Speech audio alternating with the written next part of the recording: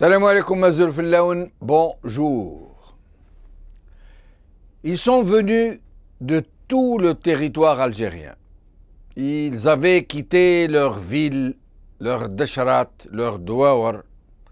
Ils se sont arrachés à leurs proches pour aller chercher de quoi nourrir leur famille dans le propre pays qui avait colonisé le leur et qui les avait réduits à l'indigence, ou même travailler sur les propres terres de leurs ancêtres, prises par la force par le colonialisme brutal et triomphant, était devenu très dur. La main-d'œuvre bon marché faisait pléthore et se bousculait chaque matin devant les exploitations agricoles pour mendier un travail souvent harassant dont le salaire ne permet même pas de nourrir sa famille. Ils sont donc partis en France, où la demande de main-d'œuvre servile et bon marché explosait. L'industrie et le bâtiment français étaient en pleine expansion. Les Algériens, mais aussi leurs voisins, marocains et tunisiens, y trouvaient donc du travail bien mieux rémunéré que dans leur pays d'origine. Malgré les conditions atroces dans lesquelles ils étaient logés, et malgré le racisme ordinaire et quasi banal dont ils sont constamment l'objet, ils ont enfin la possibilité de pouvoir envoyer suffisamment d'argent à leur famille. Mais c'est aussi l'occasion pour eux d'acquérir des connaissances, d'élever leur niveau politique, de s'organiser, de contribuer de manière et d'autre à la formidable organisation de la Fédération de France du FLN, dont la mission principale était de financer la révolution algérienne, mais pas seulement. Tous ces immigrés sont devenus des militants pour la cause de leur pays, à des niveaux plus ou moins importants. Ils sont fortement impliqués et ont même réussi à porter l'action armée sur le pays même du colonisateur. La France métropolitaine n'est désormais plus à l'abri de ce qui se passe là-bas, très loin, chez les indigènes à qui on a pris le pays, qu'on écrase et qu'on méprise, qu'on traite de rats. Les résistants algériens organisent des actions spectaculaires contre les forces de police, mais plus particulièrement contre les FPA, forces de police auxiliaires, des Algériens qui se sont retournés contre leurs frères et qui se sont distingués par leur brutalité et les exactions qu'ils mènent contre les résistants algériens. Ils sont exécrés par toute la communauté et ils sont la cible privilégiée des combattants de la Fédération de France. Mais les policiers français sont aussi touchés par ces opérations commando. Papon déclare alors publiquement: « Pour chaque coup que nous subirons, nous en donnerons 10. Le temps est donné désormais. » Autant dire une carte blanche à des policiers exaspérés par l'audace des combattants algériens et par le racisme ambiant. À la veille d'octobre 61, les Algériens qui vivent en France dépassent les 300 000 personnes, dont la quasi-totalité des adultes est impliquée pour la cause de leur pays, ne serait-ce que par les cotisations régulières qu'ils versent à la Fédération de France. La guerre de libération nationale s'est invitée en métropole. C'est tout le peuple algérien, où qu'il se trouve, qui combat comme un seul homme le colonialisme qui a cru pouvoir effacer de l'histoire toute une nation et la faire fondre dans sa bouche comme on le ferait d'une pastille à la menthe. Les cotisations pour alimenter le trésor du FLN avec l'aide de Français de gauche acquis à la cause algérienne dépassent toutes les prévisions, toutes les espérances, au point où leur masse pose problème pour les acheminer vers la Suisse et l'Algérie. Les réseaux constitués de Français de souche, engagés dans le combat de libération comme le réseau Janssen, y seront d'une très grande utilité. Les actions directes se multiplient. Sous le prétexte, je cite, de mettre fin aux agissements criminels de terroristes algériens, fin de citation, Maurice Papon, le préfet de police, instaure un couvre-feu pour tous les Maghrébins, à compter du 5 octobre 1961. En réponse à cette mesure, la Fédération de France lance un appel général aux Algériens, les invitant pour la journée du 17 octobre 1961, dont nous fêtons aujourd'hui l'anniversaire, a convergé vers le centre de Paris. Les consignes sont claires. Manifestation pacifique, venir en famille, avec femmes et enfants, pour ceux qui vivent avec leur famille, s'habiller de façon correcte, scander des slogans précis comme Algérie, algérienne.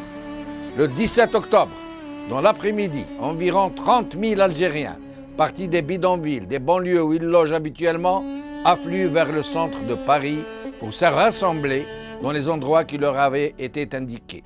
Les grands boulevards, Saint-Michel et d'autres.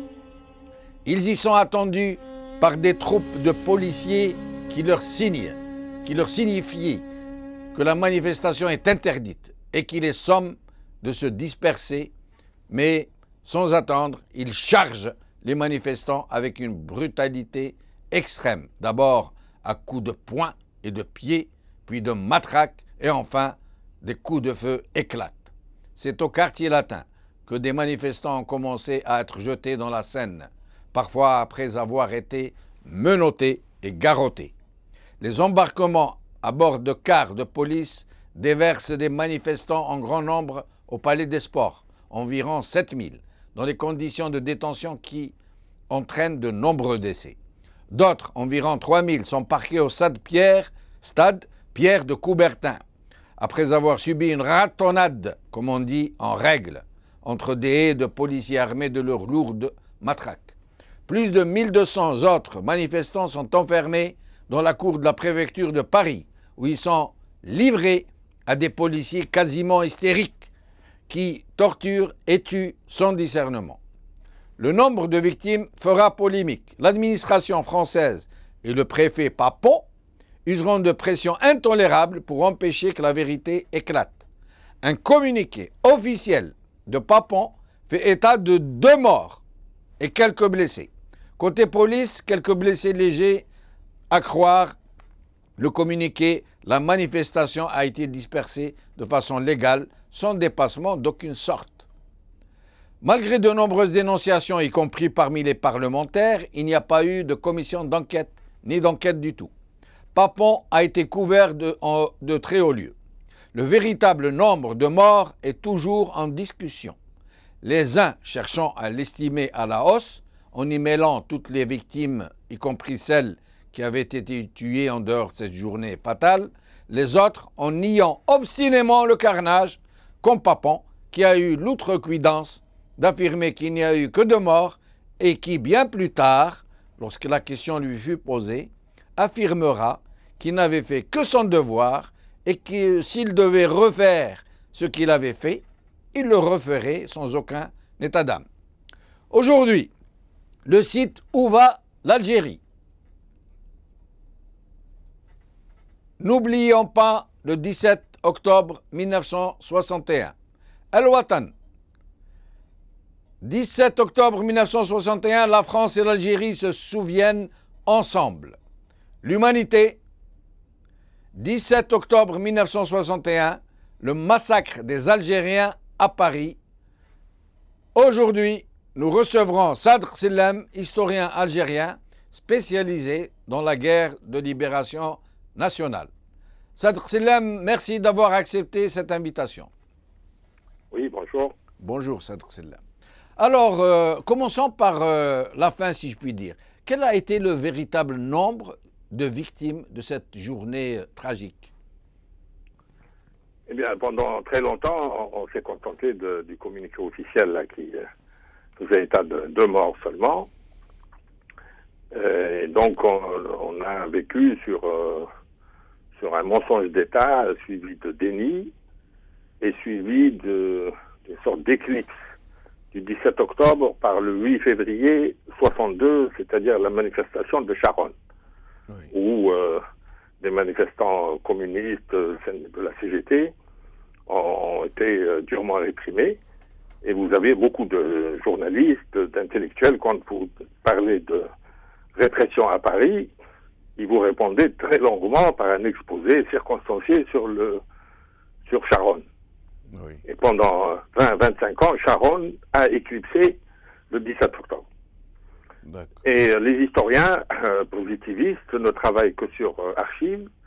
Et dans toutes les archives, vous voyez à l'index, à la table des matières, manifestation à Paris le 17 octobre, le chercheur est assez enthousiasmé pendant la demi-heure d'attente. Là. Quand on lui fournit le carton, vous trouvez un dossier de presse de l'aurore jusqu'à l'humanité où on reproduit le fameux communiqué de Papon. Où il n'y a absolument rien.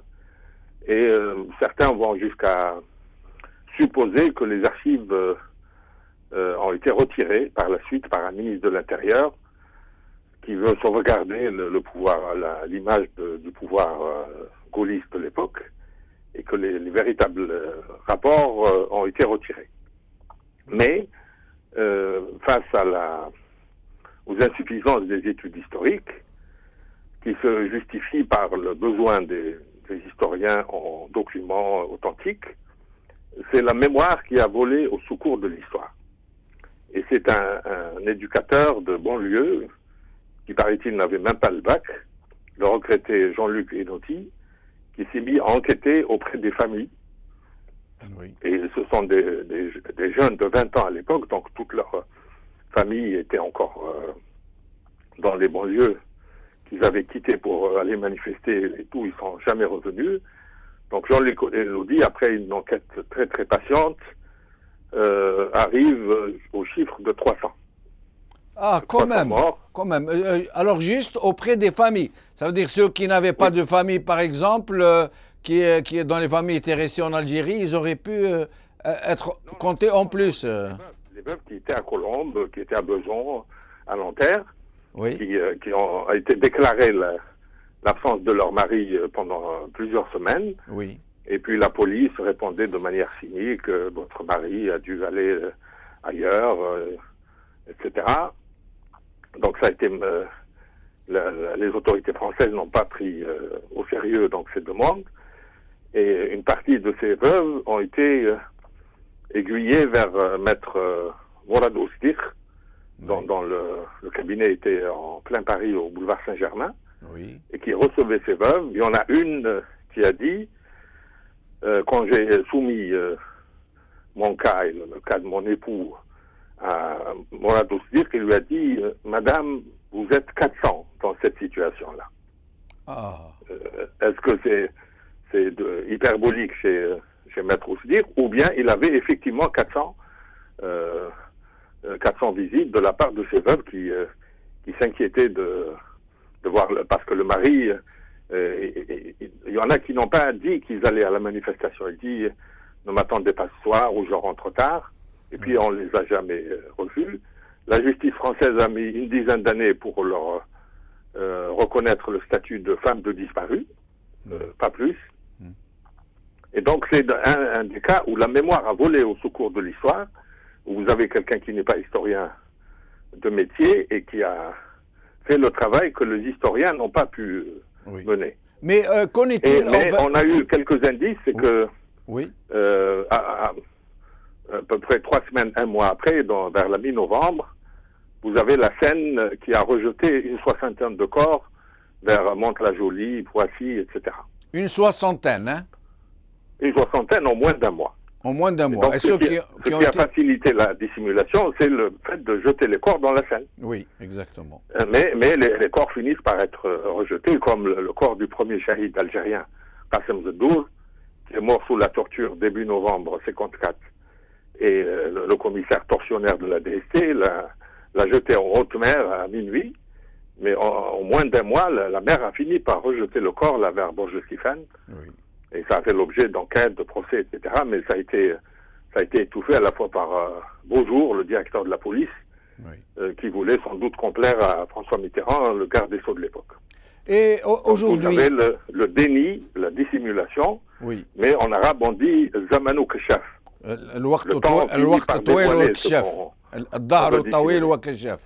Mais sinon, Sadr Sidlam, les autorités algériennes, notamment le ministère des anciens Moudjahidines, est-ce qu'ils disposent d'une liste nominative de ces victimes du 17 octobre à Paris? Et est-ce qu'on en connaît le nombre au niveau des anciens Moudjahidines? Je suppose qu'il y a eu la Fédération de France a été très active dans ce domaine-là, dans l'enregistrement des déclarations des familles, mais depuis ces dernières années, le ministère des Moudjahidines et certains de ses représentants en France prennent très au sérieux cette célébration après une période d'indifférence qui était incompréhensible. Oui. Je suppose et cette année, on a eu un arrivage de députés de l'immigration, députés algériens, qui sont venus cette année participer ostensiblement à cette célébration. Et leur projet, c'est de demander à la fois aux autorités algériennes de leur reconnaître le statut de femme de shahid, oui. Ce qui n'était pas le cas jusqu'à maintenant. Et comme c'était des citoyens français, parce qu'il faut, si vous voulez, le caractère spécifique de cette affaire-là, c'est que les Algériens étaient considérés comme des Français depuis 1947, et Français à part entière avec l'égalité absolue promise par le général de Gaulle le 4 juin 1958 sur le forum à Alger. Oui, il n'était plus sujet français, mais citoyen français. Non, ce n'était plus sujet. Oui. C'était oui. collège unique, etc. Oui, mais le fait d'imposer un couvre-feu pour une catégorie de la population, absolument, selon des critères ethniques et religieux, c'est donc constitutionnellement discriminatoire. Des crimes contre l'humanité et des génocides. Exactement. Parce que quand vous désignez une catégorie de la population selon ce genre de critères, oui. et puis le massacre se trouve permis par la situation créée par les autorités. Ça devient génocide. Ça devient caractère génocidaire. Moi, je ne me prononce pas, mais parce que, si vous voulez, ça rejoint toutes les études sur la qualification des crimes coloniaux. Les velléités de qualification butent sur toutes sortes de blocages idéologiques. Oui. Chez beaucoup d'historiens très honnêtes, mais qui ont un blocage idéologique qui consiste à dire que c'est pas la même chose. Alors, c'est pas la même chose, c'est assez choquant pour les familles des victimes. Eh oui. Est-ce que c'est des sous-hommes? Est-ce que leurs vies sont moins sacrées que les autres, etc. Et ça, du côté algérien, il faut pas se contenter de ce qu'a essayé de faire la fondation du 8 mai 45, qui se trouve très, très décriée par des historiens algériens eux-mêmes, désireux de plaire à certains de leurs homologues d'outre-Méditerranée. Oui. Et maintenant, si vous voulez, cette affaire est une affaire intérieure française. Les descendants qui sont des citoyens français, dont le rapport avec l'Algérie se raréfie de plus en plus. Et donc, c'est d'abord à la France de reconnaître de manière beaucoup plus courageuse que ce qui a été fait jusqu'à maintenant, la gravité de cette tuerie en plein Paris. Si vous voulez, aux yeux de l'opinion française, ça a un caractère beaucoup plus grave qu'une tuerie dans le sud des Aurès, qui n'était pas médiatisée à l'époque. Exact. Ça passe aux pertes et profits. Mais aujourd'hui, si l'on en juge par le nombre de victimes seulement, vous avez jusqu'en 1958 un seul massacre contre les civils innocents au titre de l'application du principe de la responsabilité collective qui était systématique à l'époque, faisait beaucoup plus de morts que le 300. On a des chiffres, 400 civils, etc. Donc, mais ce qui est grave, c'est que en plein Paris, où vous avez une conscience française, comme on dit à l'époque, des militants des droits de l'homme, et De Gaulle qui promettait de civiliser, entre guillemets, la guerre contre les Katibas seulement, voilà, brutalement, on oublie tous ces principes et on se met à massacrer à tour de bras uniquement des gens en fonction de leur faciès et de leur origine. Sadr Sidlam, aujourd'hui, Sadr Sidlam, en France, de plus en plus, chaque année, un peu plus que l'année d'avant, on commémore cette journée, on inaugure des stèles, on sent qu'il y a une prise de conscience de la société française de ce massacre. Il y a une prise de conscience de la classe politique après des décennies d'indifférence et d'oubli un peu artificiel. Mais au niveau de la société civile, vous avez une poignée de militants qui étaient vraiment très, très minoritaires, qui se réunissaient dans la discrétion totale et dans l'indifférence des médias. Ils ont réussi à mobiliser une bonne partie, à imposer cette célébration à la société civile. Et donc, dans un État démocratique, les pouvoirs politiques, quels que soient leurs arrière-pensées, ils sont obligés de suivre en partie le mouvement.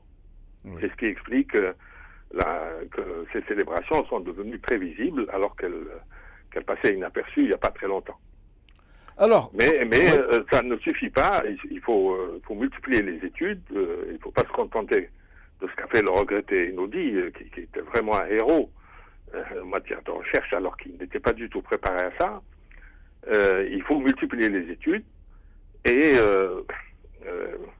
il faut que l'histoire, cette fois-ci, vole au secours de la mémoire au titre de la réciprocité. Parce que dans un premier temps, c'est la mémoire qui a secouru l'histoire défaillante. Oui. Et il faut rendre hommage à cet homme. Vous voulez bien nous rappeler son nom et son prénom de cet homme qui a enquêté personnellement? C'est Jean-Luc Einaudi qui est mort l'an dernier. Très bien. Qui était de profession un éducateur spécialisé dans la banlieue parisienne à Argenteuil, et qui est mort prématurément l'an dernier, où vous avez beaucoup d'Algériens qui ont suivi ses funérailles au cimetière du Père-Lachaise, parce qu'il était très très apprécié dans la communauté algérienne. Jean-Luc Einaudi. Jean-Luc Einaudi. Alors, j'aimerais qu'on revienne à la personnalité de Papon. Papon qui n'a jamais caché son racisme, qui n'a jamais caché sa volonté d'en découdre de façon brutale avec les Maghrébins, les Algériens notamment, et qui a été finalement condamné pour ce qu'il a fait subir aux Juifs, mais jamais, jamais au grand jamais, ce qu'il a fait subir aux Algériens n'a été évoqué. Ben oui, parce que dans ce qui concerne les crimes commis dans la décolonisation, il y a une amnistie qui a failli être une amnésie. Mais il reste que le dossier des disparus n'est jamais concerné entièrement par l'amnistie, et que les plaintes des familles de disparus sont recevables par la justice française. Donc il y a pas totalement un abandon de toutes ces affaires-là, tant qu'un disparu n'est pas retrouvé. Papon, c'est très. Vous savez que Papon a été préfet à Constantine en 53, oui. Puis en 56. Oui. Eh bien, Papon n'était pas raciste du tout. Il avait les contacts très faciles avec les musulmans. Contrairement à François Mitterrand, qui est venu en tant que ministre de la Justice, c'est Papon lui-même qui raconte la gêne de Mitterrand quand il lui a fait visiter le quartier musulman de Constantine. Il a dit qu'il était crispé, il n'osait pas serrer la main des gens qui connaissaient Papon personnellement et avec lesquels Papon avait des relations assez cordiales, disons. C'est vrai qu'il recrutait, lui, ses relations parmi les grandes familles, la Ben Jelloul, Ben Sherif Goul, Ben Sharif, etc. Mais enfin, il avait le contact plus facile que Mitterrand. Mais à partir du moment où il est chargé de l'ordre public, à partir de 58, à la préfecture de police, il s'est durci, et même au-delà de ce qui est supportable. Et si vous voulez, pour l'historien, cette affaire pose un problème, parce que octobre 61, tous ceux qui suivaient l'affaire algérienne étaient persuadés des progrès enregistrés dans les négociations, ouvertes à Évian en mai 61, interrompues, puis reprises à Lugrin le 20 juillet, et qui bloquaient sur l'affaire du Sahara. Oui. Donc ça a été débloqué quand le général de Gaulle, en septembre 61, a lâché du lest sur le Sahara. Et tout le monde savait que le cessez-le-feu, c'est une question de semaines et de mois. Il fallait discuter la double nationalité, les histoires des bases, etc. Ça progressait. Donc on n'avait pas besoin d'un carnage comme ça. Le cessez-le-feu était en vue des deux côtés. Oui. Donc on sait que la répression de Charonne le 8 février 62 était une initiative locale de la police du 11e arrondissement qui était noyautée par l'OAS. Oui. Alors, est-ce que le même schéma existait déjà en octobre 61 et où Papon, pour donner des gages à la hiérarchie policière, a laissé faire? C'est probable. Et ça demande à être étudié de près. Mais toujours est-il que le gouvernement de Bré, le général de Gaulle, ont couvert ce carnage-là, malgré la protestation de certains ministres gaullistes, dont Louis Terrenoir, qui était l'ami d'Edmond Michelet, et qui était le porte-parole du gouvernement quand il a eu vent de l'ampleur de la répression. Il a protesté au point de menacer de démissionner. Ça a permis maintenant qui... Sadr Sedlam, une dernière question. La Fédération de France a été d'un apport immense pour la révolution algérienne. Peu de gens d'ailleurs en connaissent toute la portée et toute l'importance. Et la journée du 17 octobre, on a été en quelque sorte le symbole emblématique de la Fédération de France. Vous ne pensez pas que les Algériens n'ont pas suffisamment rendu justice non seulement à cette Fédération de France, mais aussi à cette journée qui a tant compté dans l'histoire de la Révolution algérienne? Bon, là, en plus des causes historiques de l'immigration, l'a cité au début de l'émission, il faut ajouter un flux migratoire provoqué par la dureté de la répression en Algérie, où vous avez des gens qui ont été interrogés, torturés. Une fois libérés, ils préféraient être en France où ils se croyaient en sécurité. C'est ce qui a grossi les effectifs de la Fédération de France, qui avait à peu près 200 000 entre les gens de la mouvance et les militants actifs. Et c'était des gens qui étaient certes illettrés, mais ça constituait une élite politique, compte tenu de leur conscience politique. Exact. Mais moi, je suis pas tout à fait d'accord pour que l'on en reste là, parce qu'il faut rendre hommage aussi aux communautés algériennes dans les pays arabes. Quand vous avez 1000 instructeurs de l'ALN envoyés au début de la guerre, après avoir suivi des stages à l'Académie de Bagdad et en Égypte, ça c'est un apport essentiel qui n'est pas souligné. Quand on parle des lycéens qui ont quitté les bancs des lycées pour rejoindre l'ALN en 1956 au moment de la grève, on oublie les premières vagues d'étudiants d'Al-Azhar et d'Orient qui ont rejoint la révolution dès début 1955. Donc il faut rendre hommage à tous les Algériens.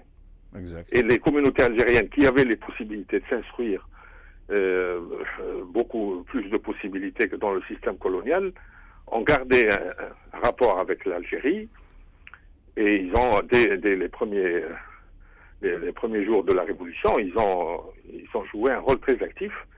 Mais la Fédération de France a joué un rôle essentiel en matière de financement et en matière d'exportation du conflit au sein de la métropole. C'est le seul cas dans l'histoire où vous avez le pays qui mène la guerre dans un pays qui a affaire à une guerre dans son propre territoire. Sol. Oui, effectivement. Sadr Sedlam, merci infiniment pour ces éclaircissements, pour ces éclairages. En espérant vous revoir bientôt. Cette émission est donc terminée. Salam alaikum, Azul, bqaw ala khair.